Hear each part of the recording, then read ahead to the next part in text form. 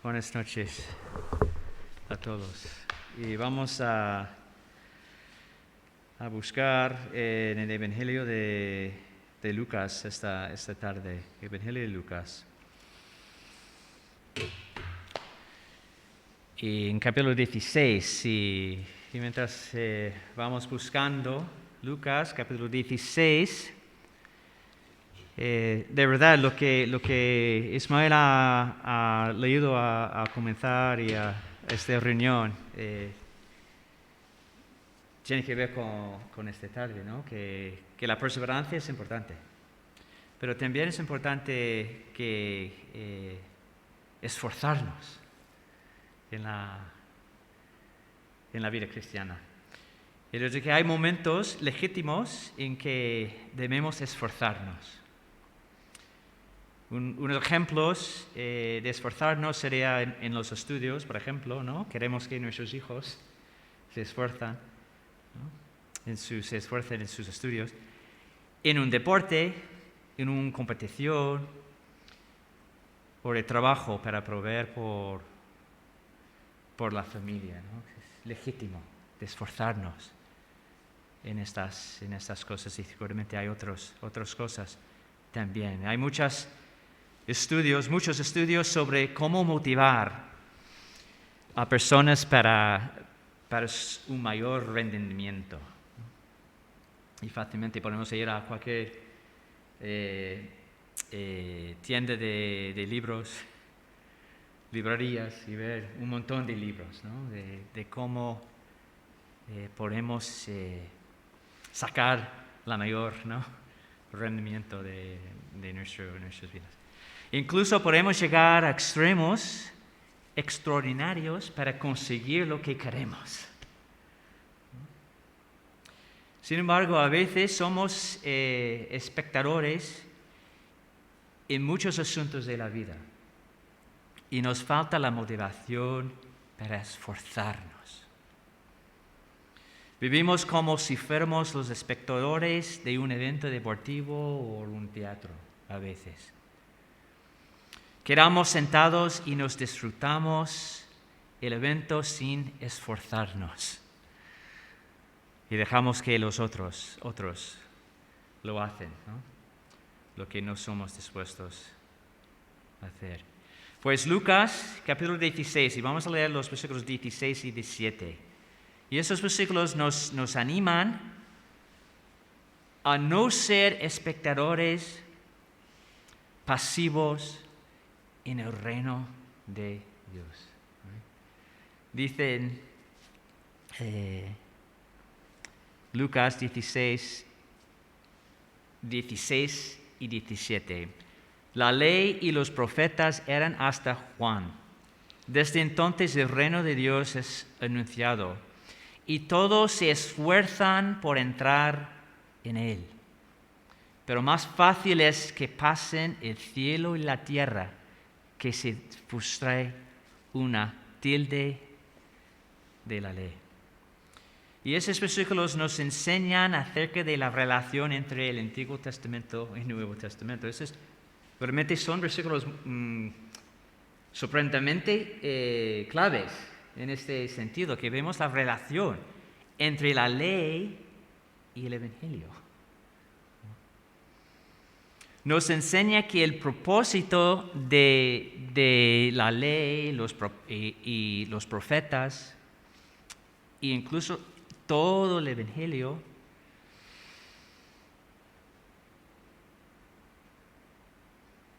es revelar el reino de Dios. ¿No? El reino de Dios.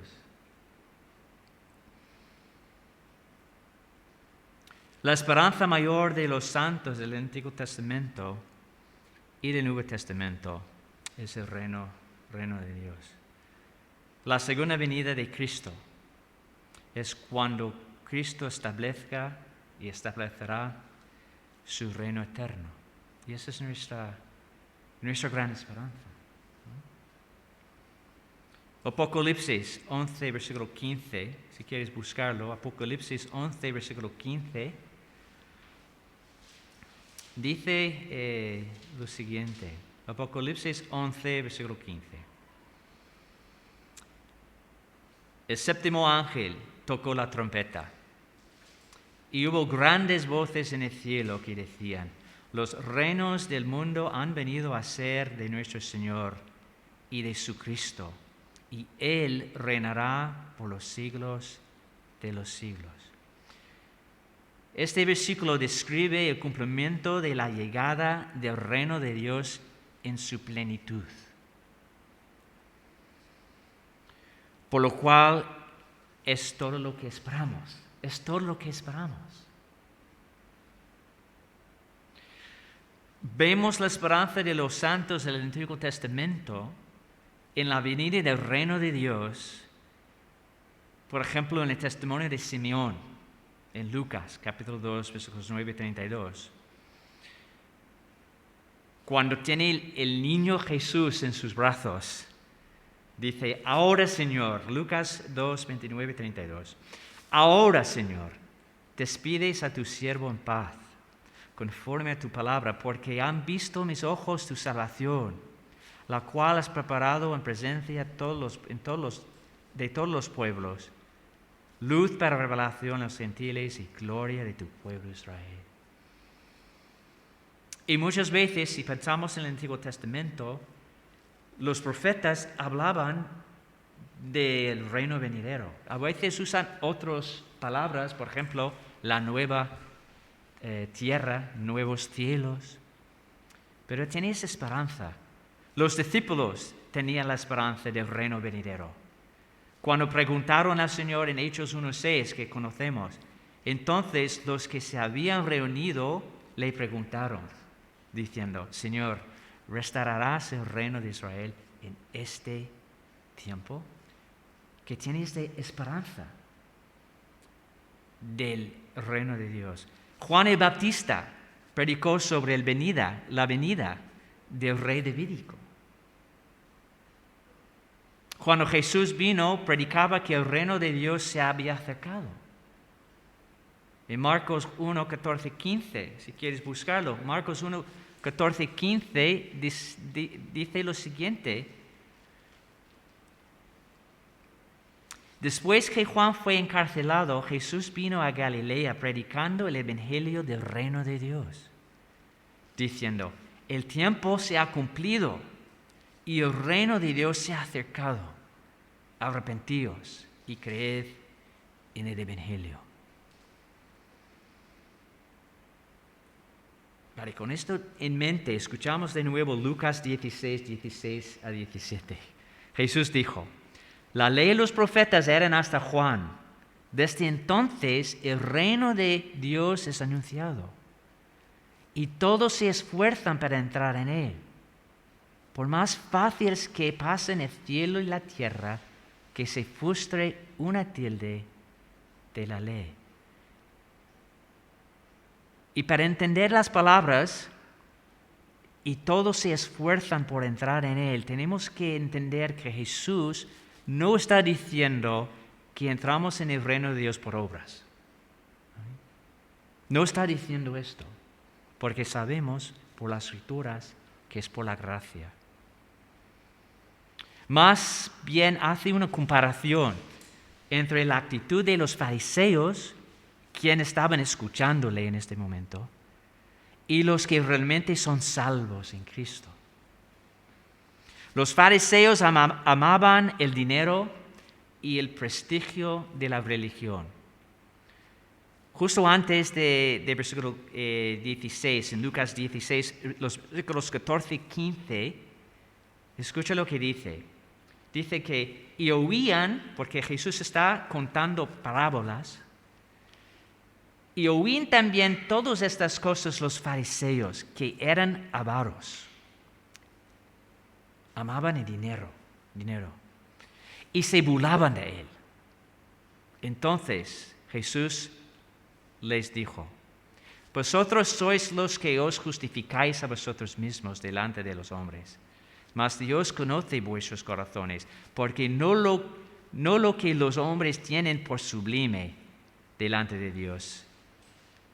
Porque lo que los hombres tienen por sublime delante de Dios es abominación.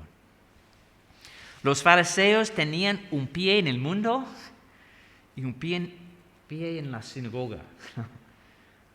Solo decimos que no podemos tener un pie en el mundo y un pie en la iglesia. Los publicanos y pecadores eran opuestos de los fariseos, porque se rindieron todo para salvarse por la gracia de Dios. En el comienzo del capítulo 15, si quieres buscar, comienzo del capítulo 15, se acercaban a Jesús todos los publicanos y pecadores para oírle, mientras que los fariseos le acercaban para juzgarle, como hemos leído en los versículos 14 y 15. Y versículos 1 y 2 del capítulo 15 dice el siguiente: se acercaban a Jesús todos los publicanos y pecadores para oírle. Y los fariseos y los escribas murmuraban, diciendo: a los pecadores recibe y con ellos come. La actitud correcta para acercarse a Jesús se ve en esas personas, publicanos y pecadores. También se ve en Lucas capítulo 5, en los versículos 19, no tenemos que buscar leerlo, pero es cuando unos hombres bajaron un paralítico por el tejado para ponerle delante de Jesús. Esa es la actitud correcta acerca de Jesús. También en Lucas 8:43, cuando una mujer que padecía de flujo de sangre se arriesgó todo para acercarse a Jesús y tocarle. Estas son personas que se esforzaban para entrar en el reino de Dios. No eran espectadores de lo que estaba haciendo Jesús, como los fariseos, pero esforzaban para entrar en el reino de Dios. La ley y los profetas le llevaron a ver que nada tiene mayor valor que el reino de Dios. Como en las parábolas del tesoro escondido y la perla de gran precio. Los publicanos y los pecadores eran dispuestos a vender todo para obtener la salvación en Cristo, de entrar en el reino de Dios. Moisés, otro ejemplo, rehusó llamarse hijo de la hija de Faraón, porque tenía puesto la mirada en el reino de Dios. Dice en Hebreos 24:26, si quieres buscarlo, que es bastante, son un par de versículos. Hebreos 11, 24 a 26. Por la fe, Moisés, hecho ya grande, rehusó llamarse hijo de la hija de Faraón. Versículo 25. Escogiendo antes de ser maltratado con el pueblo de Dios, que gozar de los deleites temporales del pecado, teniendo por mayores riquezas el vituperio de Cristo que los tesoros de los egipcios, porque tenía puesto la mirada en el galardón. Pablo también dice en 1 Corintios 9, 25 a 27. Porque podemos decir que Moisés esforzaba, ¿no?, para entrar en el reino de Dios. Pablo también, cuando dice en 1 Corintios 9, 25, 27, todo aquel que lucha, de todo se abstiene. Ellos a la verdad para recibir una corona corruptible, pero nosotros una incorruptible.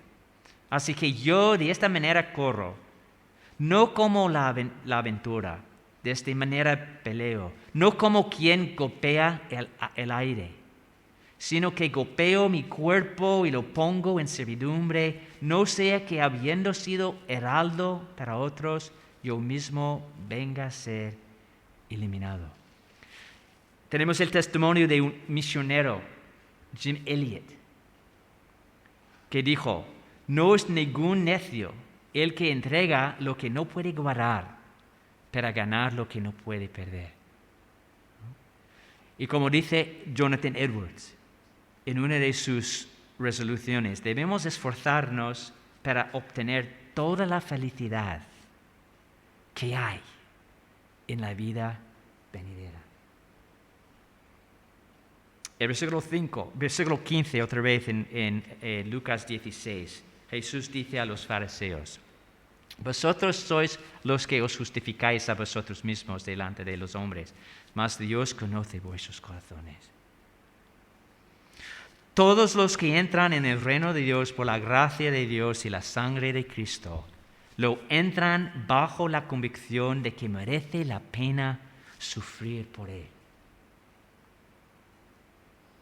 Juan Bunyan dramatiza este versículo 16 en Lucas capítulo 16, en una escena del libro El Peregrino, cuando Cristiano está en la casa de intérprete.